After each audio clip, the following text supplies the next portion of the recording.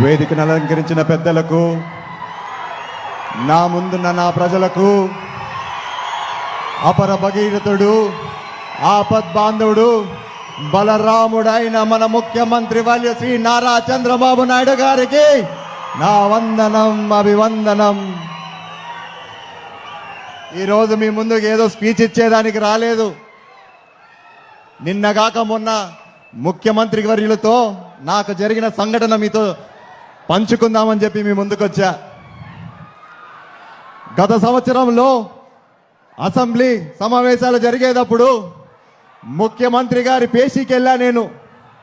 అక్కడికి వెళ్ళి, అయ్యా మా యాడికి కాలువకు, మా ముచ్చుకోట రిజర్వాయర్కి నీటి కేటాయింపులు లేవు, దయ ఉంచి ఒక జియో ఇప్పించండి అని చెప్పి ముఖ్యమంత్రి వారి దగ్గరికి వెళ్ళా. అప్పుడు ముఖ్యమంత్రి గారు ఒకటే అన్నారు, నా భుజం, నేను పక్కనే ఉంటే దగ్గరికి లాక్కొని భుజం పైన చేయేసి, మనందరికి తెలిసిండేదే కదా మన ముఖ్యమంత్రి గారు, తడుతూ తడుతూ ఒకటే చెప్పాడు, ఇదిగో తమ్ముడు, జియో గియో ఇచ్చేది లేదు కానీ ఖచ్చితంగా ప్రతి చెరువుకి ప్రతి కాలువకి నీళ్ళిచ్చే బాధ్యత నాది, నువ్వు ధైర్యంగా వెళ్ళని చెప్పి నాకు ధైర్యం ఇచ్చి సాగనిచ్చారు. కానీ ఏం చేద్దాం, మొదటిసారి ఎమ్మెల్యేకి ఏం తెలుస్తుంది? ఒక కాగితం అన్న చేతిలో ఉంటే అధికారులతో మాట్లాడేదానికి ఏదన్నా ఉంది అని అనుకున్నా. ఒకవైపేమో నాకు ధైర్యం ఇచ్చాడు, తడుతూ భుజం తడుతూ, నువ్వు పో, నేను ఇస్తాను నీళ్ళు నీకని. ఇంకోవైపు ఎటువంటి కాగితం లేదు. మళ్ళా అధికారులతో ఏడ గొడవ పెట్టుకునేదబ్బా అనుకుంటా దిగులుతో బయటికి వచ్చా. మీరు నమ్ముతారో నమ్మరో, ఖచ్చితంగా తాడిపత్రిలో ఆ సమావేశాలు అయిపోయే లోపల, తిరిగి వచ్చే లోపల ఫోన్లు రింగ్ అయినా ఎక్కడి నుంచి వచ్చాయంటే అధికారుల నుంచి ఫోన్లు వచ్చాయి.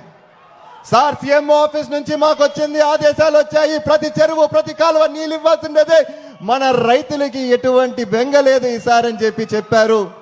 అన్న విధంగానే మనకి నీరు అందించారు. సార్, మీరు నమ్ముతారో నమ్మరో సార్, మా ఊరిలో మామూలుగా డిసెంబర్ నాటికే నీళ్ళు ఉండటు సార్, కానీ ఈసారి మాత్రం ఏప్రిల్ నెలలో కూడా మేము నీళ్ళు ఇచ్చే స్థాయికి వచ్చామంటే మీ దయ సార్, మీ ఆలోచన సార్. ఇంకో విషయం చెప్తా సార్ మీకు, ఆనాటికి భగీరథుడు గంగమ్మని దేవుడు మన నేలపైకి తెచ్చాడో లేదో తెలియదు కానీ సార్, మీరు మాత్రం ఈనాటి భగీరథుడై మాకు నీళ్ళిచ్చి మా దాహర్తు తీర్చారు సార్. అదేవిధంగా కాదు సార్, కష్టాల్లో ఉన్నప్పుడు ఆపద్ బాంధుడై మా కన్నీరు కూడా తుడిచారు సార్. చివరికి రైతు గుండెల్లో ఒక బలరాముడై మిగిలిపోయారు సార్ మీరు. సార్, నీరిచ్చారు, బ్రహ్మాండంగా ఉంది సార్. మాకు చిన్న చిన్న సమస్యలు కూడా ఉన్నాయి సార్, మా కాలువలు ఉన్నాయి సార్. ఆ కాలంలో ఎప్పుడైతే జేసీ దివాకర్ రెడ్డి గారు, మా పెదనాన్న గారు శాసనసభ్యులుగా ఉన్నారో, ఒకవైపు నార్త్ కెనాలు, ఒకవైపు యాడి కెనాలు, మరొక వైపు ఫ్లడ్ కెనాలు, ఇంకోసారి Pendekal reservoir, Chagal reservoir sir, ఇవన్నీ కట్టించుకున్నాం సార్.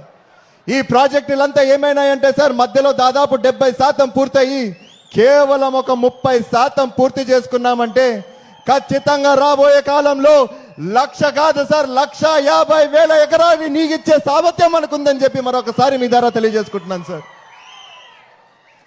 సార్, నీటి వరకైతే మాట్లాడాను సార్.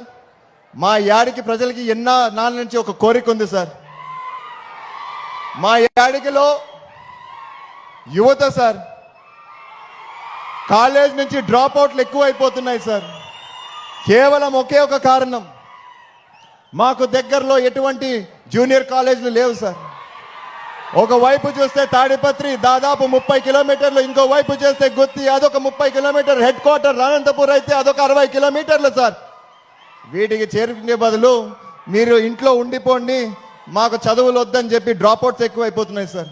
సో దయవించి నేను కోరేది ఏంటంటే సార్, ఒకవైపు భూమిని నమ్ముకున్నాం సార్, మాకు ఇది తప్ప మాకు వేరే ఏది రాదు సార్ చేసుకోవడానికి. దయచేసి మా కాలువలు పూర్తి చేయండి సార్, మాకు మళ్ళా నీళ్ళు వచ్చే విధంగా చేయండి సార్. అదే విధంగా మా యువతకి మరొక్కసారి భరోసా ఇవ్వండి సార్. నేనున్నానని చెప్పి మీరు రైతాంగానికి కూడా భరోసా ఇచ్చినట్టు అవుతుంది సార్. ఇప్పటికే యువత చాలా మంది ముందుకు రావట్లేదు సార్.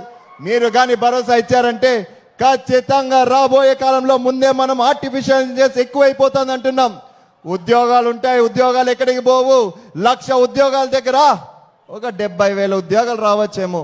ఈ 30,000 మందికి మనం న్యాయం చేయాలంటే సార్ ఖచ్చితంగా మన కాలువలు పూర్తి చేసుకోవాలా, మన రిజర్వాయర్లు అయిపో చేసుకోవాలా. సో మరొక్కసారి ఈ సభాముఖంగా మిమ్మల్ని కోరేది ఏంటంటే సార్, మాకు నీళ్ళు ఇప్పించండి, మా రైతులు బాగు చూడని చెప్పి కోరుకుంటూ సెలవు తీసుకుంటున్నాను. జై అమరావతి, జై జై అమరావతి. మన గౌరవ శాసనసభ్యులు శ్రీ అస్మిత్ రెడ్డి గారికి కృతజ్ఞతలు చెల్లిస్తూ ఇప్పుడు గౌరవ పార్లమెంటు సభ్యులు గౌరవనీయులు శ్రీ అంబికా జి లక్ష్మీనారాయణ గారు ప్రసంగిస్తారు. ఈనాటి ఈ మహత్తరమైనటువంటి కార్యక్రమానికి ముఖ్య అతిథులుగా విచ్చేసినటువంటి మాన్యశ్రీ గౌరవ ముఖ్యమంత్రి నారా చంద్రబాబు నాయుడు గారికి, తాడిపత్రి శాసనసభ్యులు సోదరులు అస్మిత్ రెడ్డి గారికి, వేదిక మీద రాసినటువంటి పెద్దలకి, ఈ కార్యక్రమానికి వివిధ ప్రాంతాల నుంచి విచ్చేసినటువంటి సోదర సోదరీమణులందరికీ కూడా పేరు పేరున హృదయపూర్వక నమస్కారాలు తెలియజేసుకుంటున్నాను. ఈరోజు చాలా ఒక మంచి సుదీర్ఘమైనటువంటి ఒక ప్రయాణంలో అనంతపురం జిల్లా అంటే భారతదేశంలోనే అత్యల్ప వర్షపాతం నమోదయ్యే 2వ జిల్లా ఉన్నటువంటి ఈ జిల్లాని అన్ని రంగాల్లో సస్యశ్యామలం చేయాలి, ఈ ప్రాంత రైతన్నలకి ప్రతి ఒక్కరికి కూడా నీళ్ళు ఇవ్వాలనేటువంటి కార్యక్రమంతో ఈరోజు జలధార కార్యక్రమాన్ని తీసుకొచ్చి సాగునీటి సంఘాల యొక్క బలోపేతం చేస్తూ వారందరినీ కూడా ఈ కార్యక్రమంలో పాలు పంచుకునేలాగా ఒక కార్యక్రమం ఇచ్చి 100 రోజుల పాటు ఈ జలధార కార్యక్రమాన్ని మనం నిర్వహించుకొని మన ప్రాంతం కూడా సస్యశ్యామలం చేసుకోవడం కోసం నీటిని మనం భూగర్భ జలాలు పెంచుకునేలాగా చేసే కార్యక్రమం